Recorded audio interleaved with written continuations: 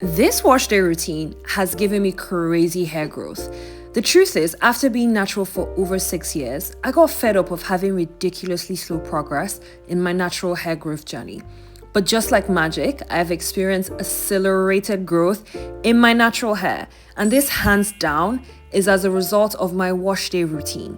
I'm still very much on my journey, but this routine I'm about to show you has completely changed the game for me, and it might just be the solution that you need as well.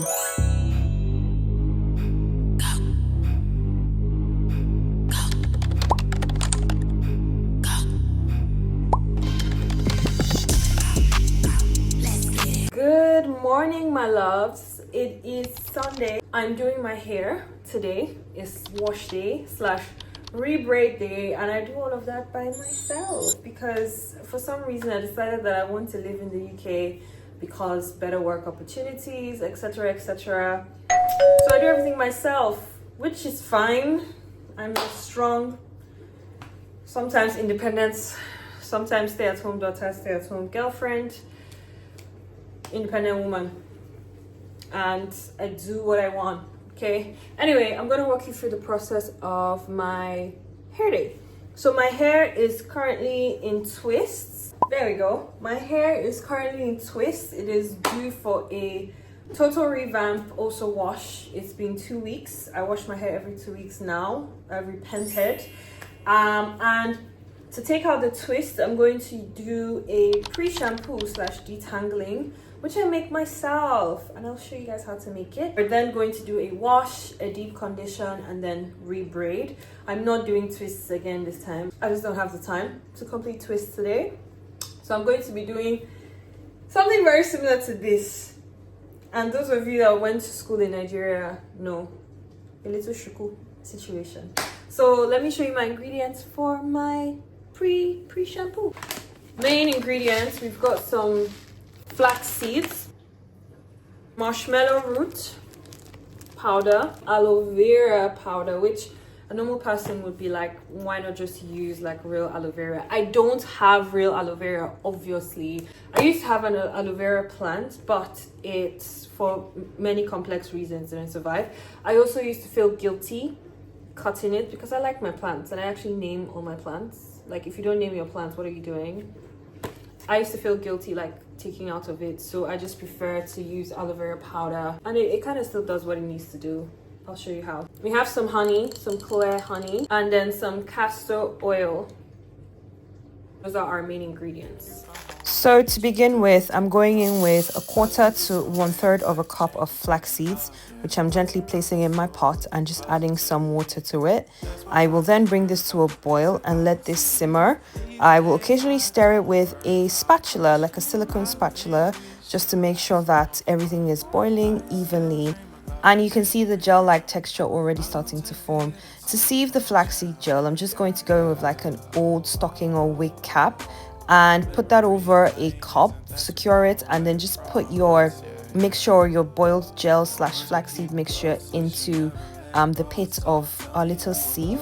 And I'm just going to squeeze that out. Now, I'll be honest, I actually went back and added a lot more water. I don't know why I didn't record it, but a lot more water to just get more quantity out of the flaxseed gel. Be very careful because this is quite hot. I leave it to cool for a bit and before I start to express my gel, and you can see that's what the gel looks like. It's like a darkish grayish brownish gel, and I just use my spatula to just sweep that off of my hands. But after I added my water, this is the quantity of flaxseed gel that I got.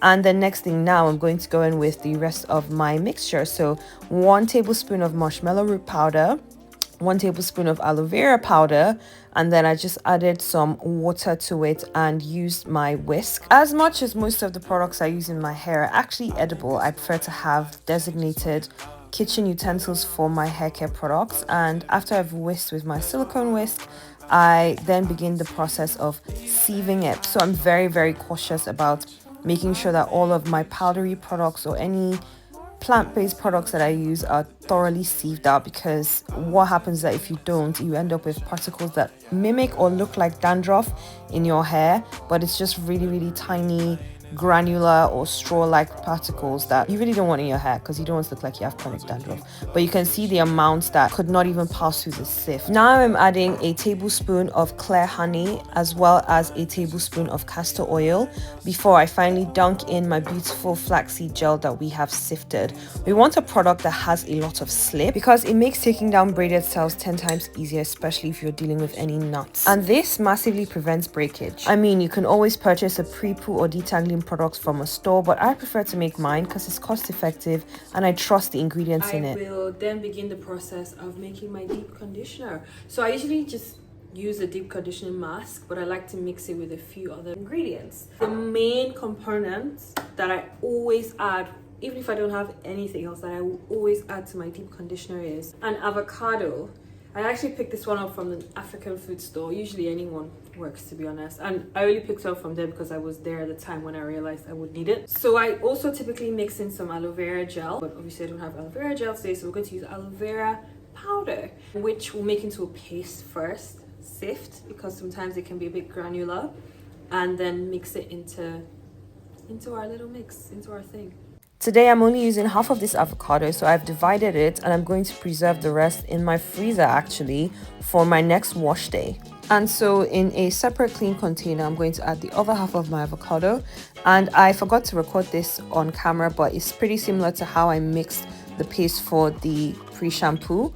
I just made an aloe vera powder paste, which I've added into my bowl with the avocado. And then I'm just using my handheld blender to thoroughly mix and blend together these ingredients to create the added component of my deep conditioner. I'm then using another clean sock or an old wig cap to just sieve these products because I don't want the granular bits from the aloe vera paste. And avocado also tends to leave like straw-like residue in my hair, so I just make sure I sieve everything to make sure I don't have any of that leftover residue after I blow dry my hair. And my deep conditioning mask of choice is the Mielle one, and I just use my silicone spatula to fold it in, kind of like when you're folding in a cake, and make sure that it's thoroughly combined. This is the consistency that you want, very cream-like, and it's so supple when you use it in your hair. I love it. And so all my products are prepped and ready for use. I suddenly feel like I should have ironed this, but I did not.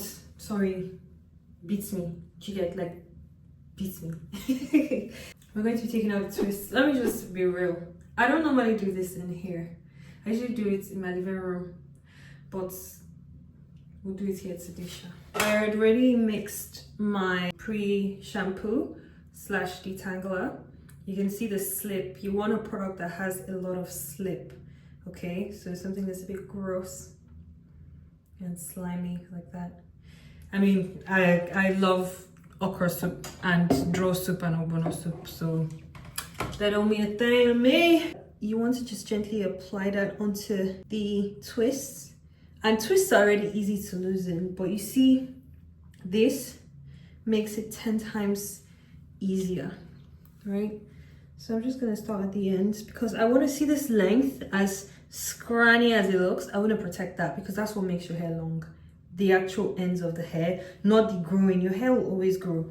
What we struggle with as people of color is maintaining this, keeping this from breaking off. That's what keeps length of hair.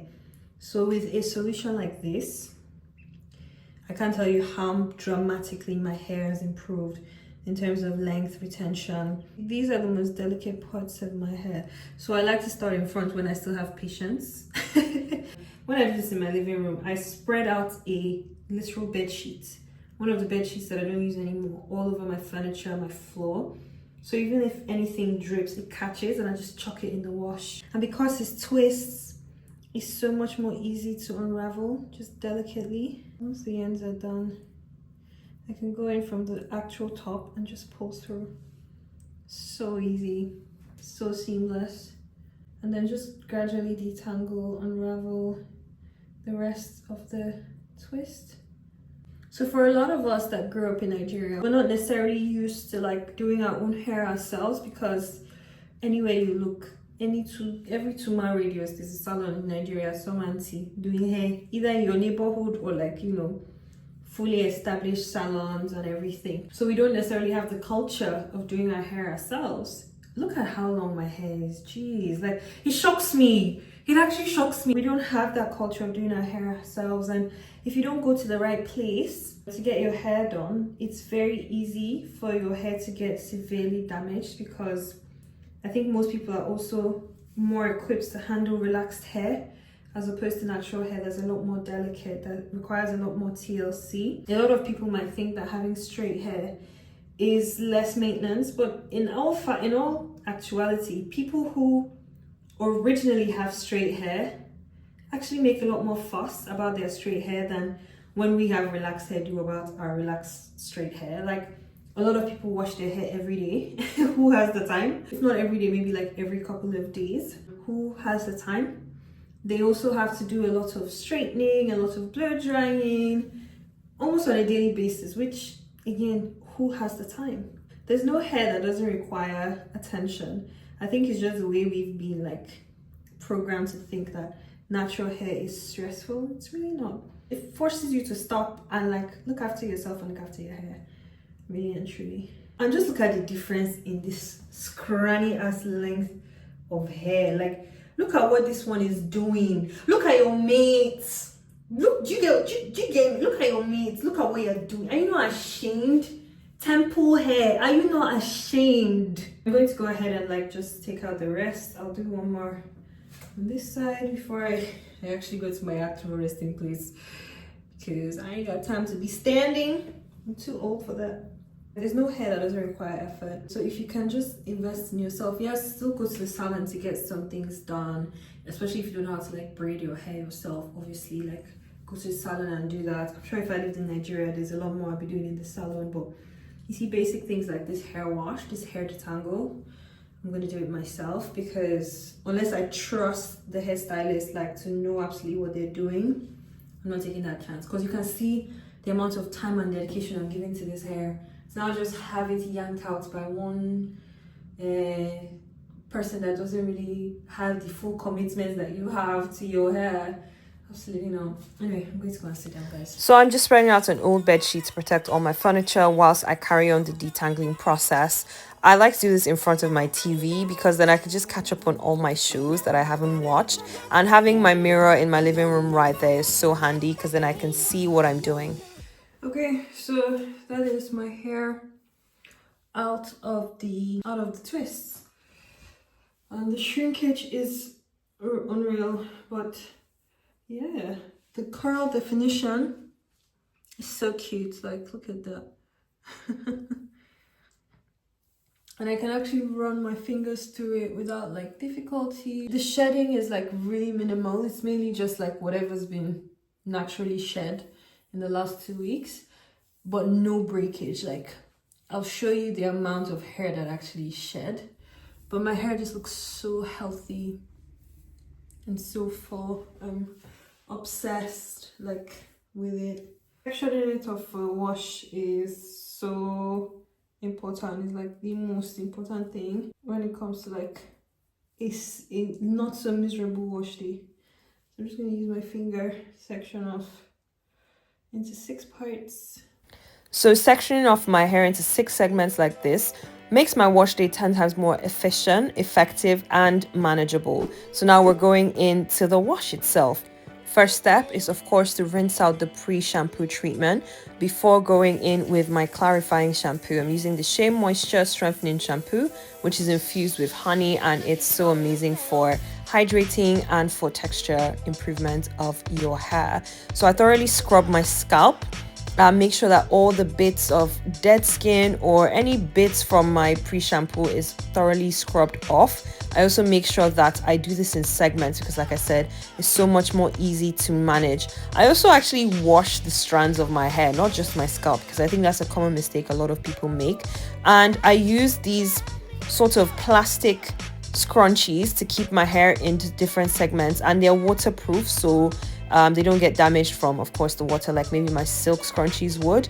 After thoroughly scrubbing, I rinse out my hair, and then I'm going in with my deep conditioning mix that I already created. You guys saw that whole process, and I just comb through, finger detangle with my fingers. I actually don't use a comb. Funny thing is, A few months ago, I was using a detangling brush to brush through my hair when I was doing this process. But because of how effective my pre-shampoo ritual is now, I don't need that anymore. And I just use my fingers for the entire process. So I leave my hair in twists and then just gently tuck everything into a shower cap to catch any drippage, but also to just concentrate some heat whilst I'm letting my hair absorb the nutrients of the deep conditioner. So after rinsing out the deep conditioner, again in sections, I'm going to go in with just a regular moisturizing and hydrating conditioner, also from Shea Moisture. This is just to help strip any residue that my deep conditioner might have left, or any particles that my deep conditioner might have left. So after doing this, I thoroughly scrub my scalp and I just rinse and rinse and rinse and just let my hair enjoy the hydration from the water. And honestly, at this point, my hair is so supple and the texture, I can literally just run my fingers through it, which I never used to be able to do. Like, honestly, my pre-shampoo treatment, that procedure has been a total game changer in my wash day routines. I'm just going to use a nice clean towel to wrap my hair up and prepare for the drying process. See you guys on that side. Do I have chairs in my house? Absolutely. But do I choose to sit on the floor every time I blow dry my hair? Absolutely. I have no idea why. It's just what I do. So this is the heat protector that I am currently using. Is it making any difference? I have no idea. But am I taking any chances? Absolutely not. So let's go. I don't even use this comb, but I just use this comb to part my hair. I can't remember last time I actually combed my hair because of how good like my detangling and conditioning routine has been. I literally can't remember last time I physically ran a comb through my hair. So I work in sections as always. I always like to start from the front because I feel like if you start from the back, when you're then blow drying the front, the water from the front that is being blown off or dried will get to the back and then the shrinkage situation again, and we don't want that. Ah, there's a mark on my mirror. But let's just clean the old mirror, right? Alright, so let's see. We're gonna work in sections. Alright. So we'll clip off this part. And then I'm just going to go in with my heat protector on the ends, running through the entire hair.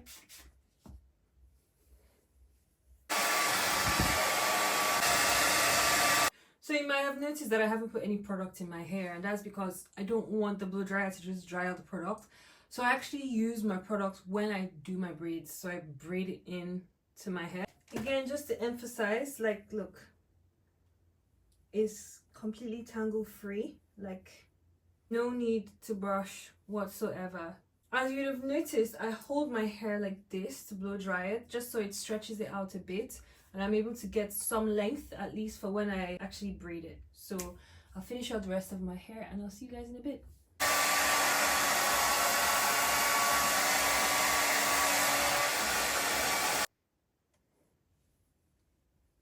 So that's the main fully blow dried. Oh. Imagine if I straightened it. I feel like it'd be a lot longer. We're trying to get it to like here by the end of the year. By the end of the year, okay?